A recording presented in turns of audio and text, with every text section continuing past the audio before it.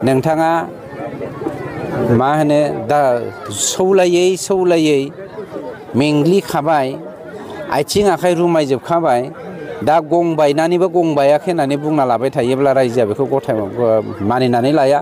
मानगोनां रायजो राजा नोंथांमोन, मानगोनां सारमोन, मानगोनां आदा आबौमोन, लोगोसे मानगोनां आंनिनो फंबाय बिनानावमोन, नोंथांमोनाथ' बयबो मिथिखादों जे दा समाव जोंनि बिटिसि पलिटिकेल सिस्टेमाव मानगोनां हाग्रामा महिलारि सारजों बिटिसिनि दानि EM मानगोनां रनजित बसुमतारी बिथांजों पलिटिकेलि माबायदिहाय डिबेट जागासिनो दं। बिथांमोननि डिबेट जानाय भिडिअखौनो नोंथांमोननि सेराव आङो लानानै फैनाय जाबाय। बेनि सिगां जोंनि बर' माहारिनि गासैबो बर' फिसाफोरनिसिम मोनसे मेसेजखौ आं फोरमायहरनो नाजागोन जे दा समाव जोंनि बर' हारिनि माखासे दाब बर' गामिफ्राव मोसौ गोमानाय, बोरमा गोमानाय, साइकेल गोमानाय, बेजों लोगोसे दा समाव जोंनि हारिनि गेजेरनिफ्राय देरफुनाय लाइमोन हिन्जावसाफोरा गोमानाया बांसिन जाबोनो हमगासिनो दङ।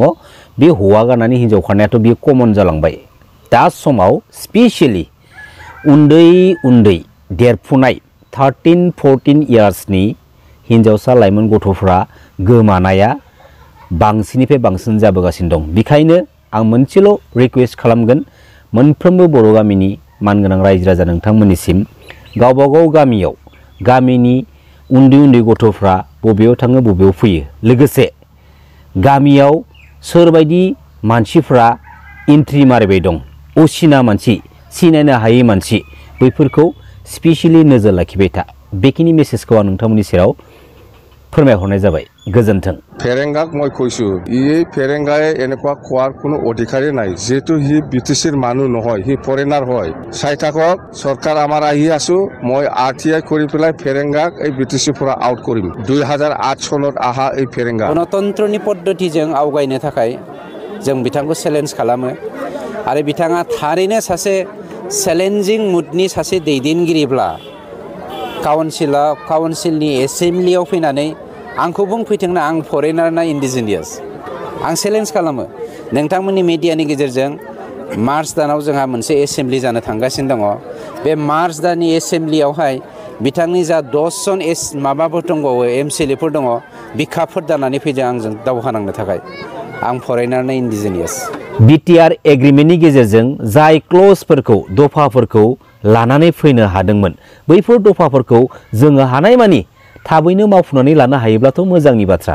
नाथाय जों खोनानोसो मोनो मावफुंनो नाजागासिनो दङ, मावफुंनायनि लामायाव।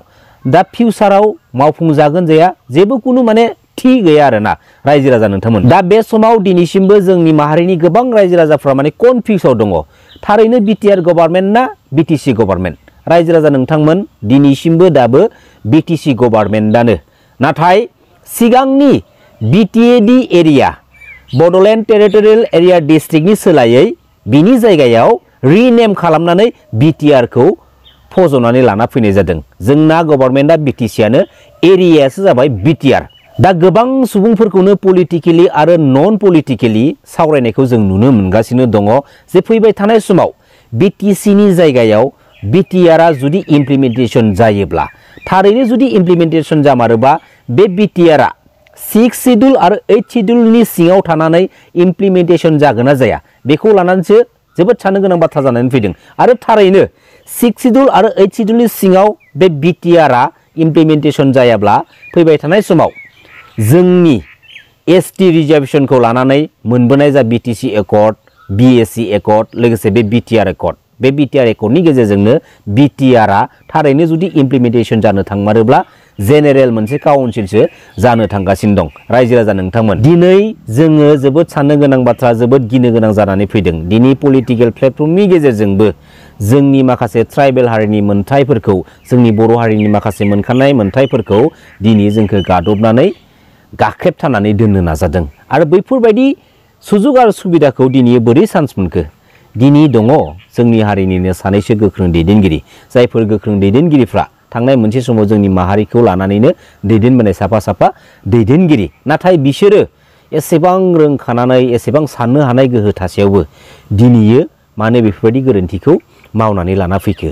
दिनै BTC एकर्डनि गेजेरजों जायफोर एडमिनिस्ट्रेशन पावार एन्ड फांसन दंमोन बैफोरखौ दांनांगौनि बोखारनांगौनि मा दरखार दंमोन हायोब्ला बेनिफ्राय साबसिन गोहो गोरासिन एडमिनिस्ट्रेशन पावार एन्ड फांसनफोरखौ लानानै फै आरो हायोबा बिटिएडि एरियानिफ्राय बांसिन गुवार एरियाखौ बारायनानै लानानैसो फैनाय जानांगौमोन। दा बुंनो गोनां बाथ्राया जाहैबाय मानगोनां प्रमद बर' बिथाङा बिटिसि पलिटिकेल सिस्टेमनि गेजेरजों सिइएमनि सिटआव जिरायनानै जाखिनि पलिटिकेल पावार मोनदोंमोन बे पावारा आपकामिं 2025-31 मार्चनि उनावहाय थाहैगोन ना थाहैला बेखौ लानानै गोबां माने गोनो गोथो माने सावरायलायबाय थानायखौ जों नुनो मोन्दों। दा बेखौनो आंबो बुंदों जे जोंनि भारत हादरनि आयेन बायदियै मोनसे पलिटिकेल रुलिं गभार्नमेन्टनि टार्मसआ 5 इयार्सल'।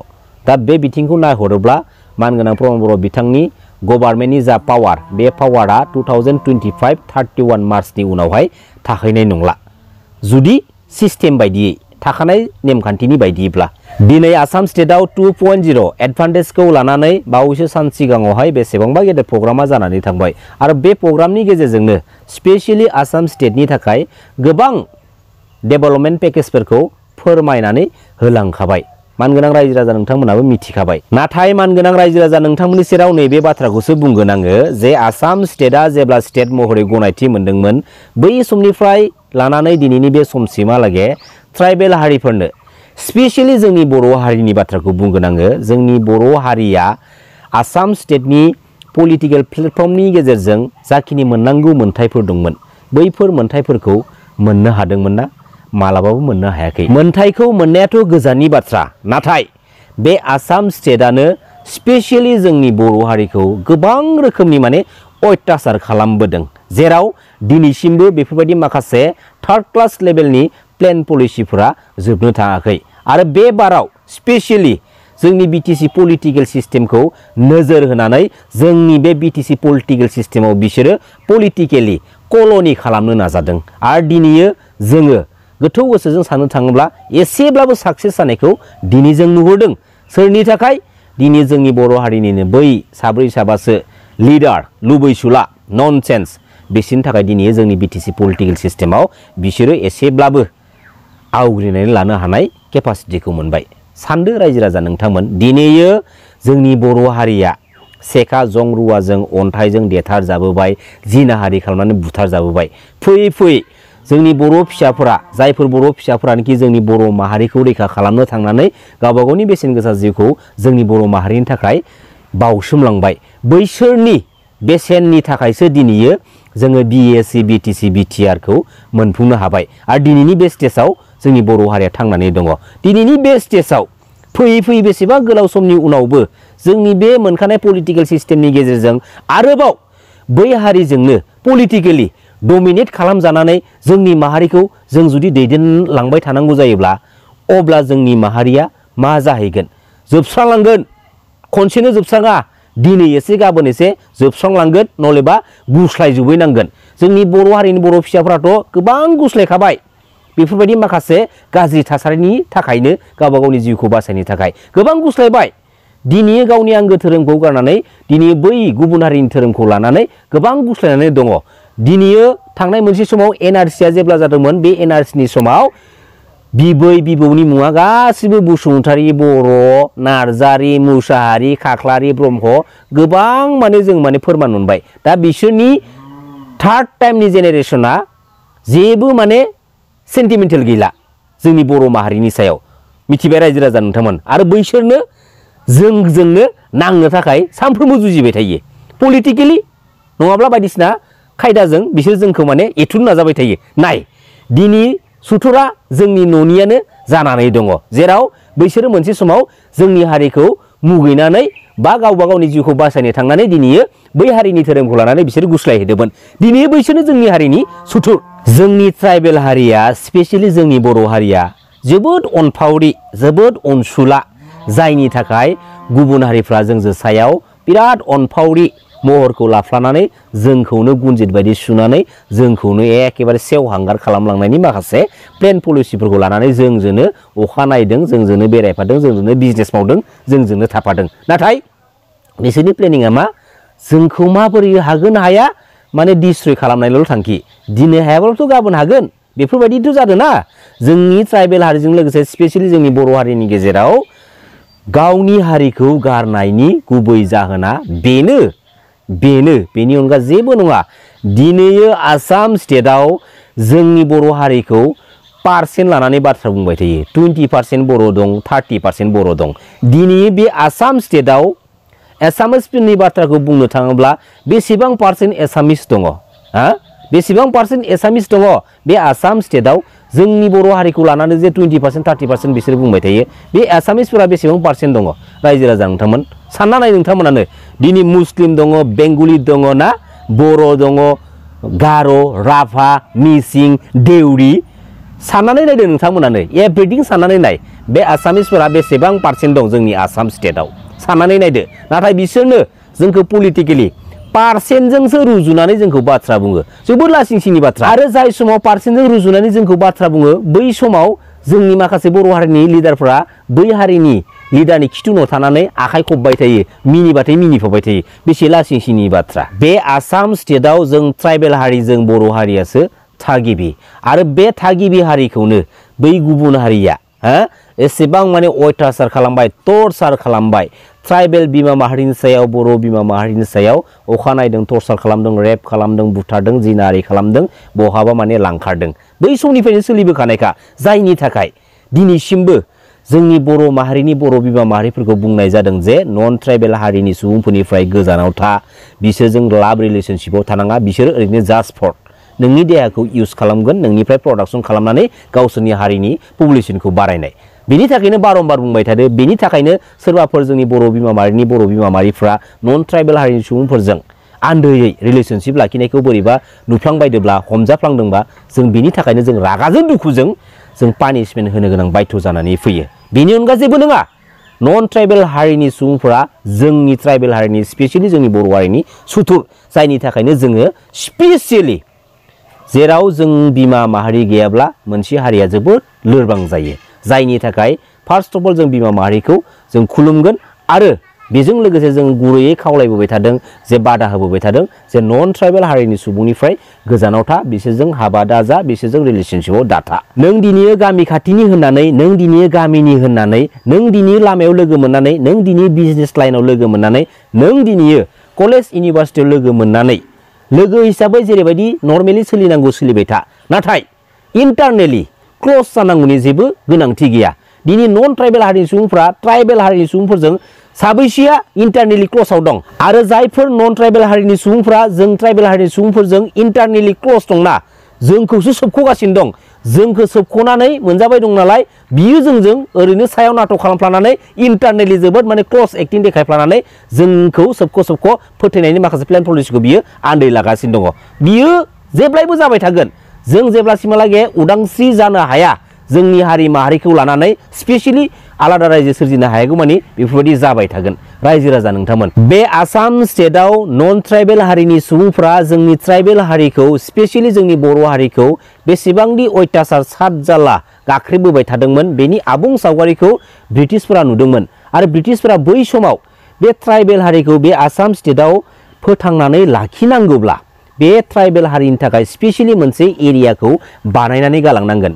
बे समावनो बे ट्राइबेल बेल्ट एन्ड ब्लक्सआ ब्रिटिशफोरा होलांनाय जायनि थाखाय दिनै जोंनि ट्राइबेल हारिया बे आसाम स्टेटआव थांनानै दङ नङाब्ला दिनैनि समाव ट्राइबेल हारि बर' हारि होननाय बे हारिखौ नुनो मोननाय नङामोन। दिनै हाया जोंनि आरो जोंनि हाखौ दखल खालामना लानानैबो जोंखौसो माने पलिटिकेलि नन पलिटिकेलि बायदिसिना फाव फेसननि गेजेरजों जोंजों माने नांनो फेर फाथिबाय थायो।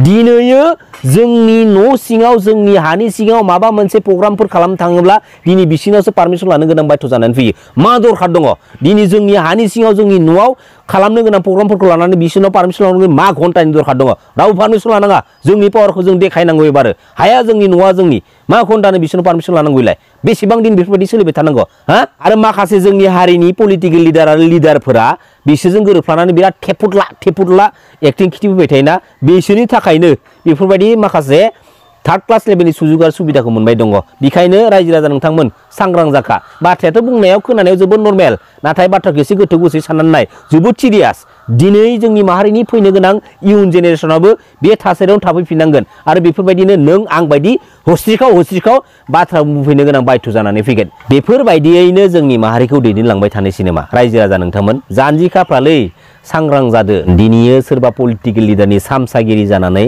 गरसे गरनै मोननायाव नोङो बुदांदां लेभेल देखायब्लाथाय जानाय नङा दिनैयो साफ्रोमबो बुहुमनि बर' फिसाफोर गैयाब्ला नैबे पलिटिकेल सिस्टेमाबो गैया बैसोरबो पलिटिकेल लिडार जानो हाया आरो दिनैनि बे समाव जा सानैसो लिडार पलिटिकेल लिडारफोर दङ जोंनि बर' हारिनि बेसेनजों फैनाय रांफोरखौ बिसोरो उलुनो मोनबाय बिसोरा उदैया एसेब्लाबो बुंखानानै दङ बिसोरा दा समाव जोंनि माहारिनि बाथ्राखौ लानानै साननो थाखाय सम गैया बिसोरा दा समाव गावसोरनि पलिटिकेल केरियारखौ लानानै जोबोद माने बिजियाव दङ जोंहाथ' आलादा रायजोखौ सोरजिनो हायाखै नाथाय आसाम स्टेटआ मोनसे सेपारेट स्टेटखा नाथाय जोंहा मा मोनसे अट'नमास काउन्सिलसो बे अट'नमास काउन्सिलनि सिङाव थानानै पलिटिकेल प्लेटफर्मनि गेजेरजों जोंनि आद्रा थानाय सेपारेट स्टेट जा बड'लेण्डनि सिमां बेखौ जोङो मालाबाबो साक्सेसफुल खालामनो हानाय नङा बेखायनो जों पलिटिकेल प्लेटफर्मनि साइडआव थानानै जोंनि माहारिनि आद्रा थानाय जा सिमां आलादा रायजोखौ लानानै बेनि थाखाय